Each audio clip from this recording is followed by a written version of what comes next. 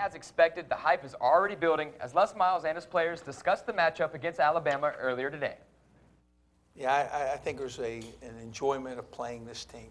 I just, if you enjoy competition, you enjoy playing at a very high level, you enjoy playing in Tiger Stadium, which these Tigers do. It's a big game every year with these guys.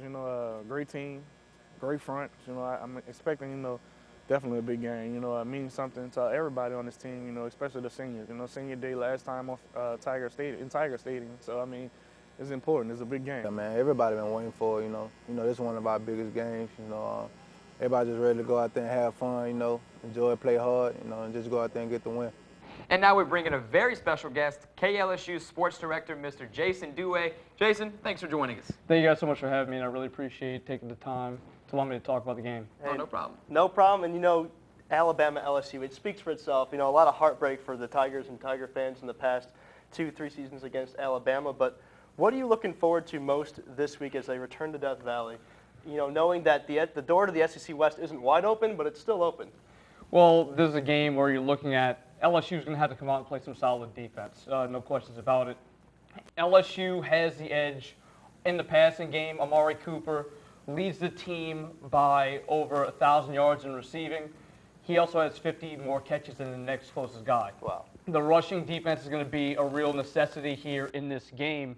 And if they can step up and make plays against Yeldon and Henry, I really think LSU has a chance to shut down this offense and make them pretty ineffective. Now, on the offensive side for LSU, we've been dealing with the quarterback issues and Anthony Jennings and all of that all year. Now, they've done just enough lately, especially with the momentum surge over Kentucky, Florida, and Ole Miss. What can they do to keep that going against a defense like Alabama? I think that you're going to have to see them just come out and do once again what they've been doing, run the football effectively, know when to go to the play-action pass. LSU in that last matchup against Ole Miss, you saw some rollouts, which helps limit the read of Anthony Jennings. I think that's going to come up into a huge factor in this game as well. If they can know when to roll out, when to allow Anthony Jennings a chance to create some plays downfield, limit his reads, I think that'll be a huge asset to this offense. And we just saw the video there, the BCS championship and right. TJ Yeldon's run. What does LSU have to do mentally just to get over that hurdle of beating Alabama again for the first time since that disaster in New Orleans? I don't think they have to do much or anything at all because this is a young team. The offensive line for the Tigers is very experienced and senior-laden with Leo Collins, but Anthony Jennings hasn't had a chance to go up against him just yet.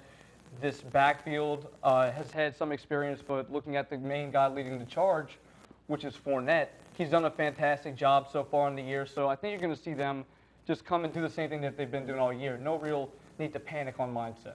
All right, Jason, and we appreciate your analysis. We appreciate you coming on to the desk. Jason Duhe, the KLSU Sports Director. Now, guys, be sure to tune in to KLSU at FM station 91.1 or online at klsu.fm.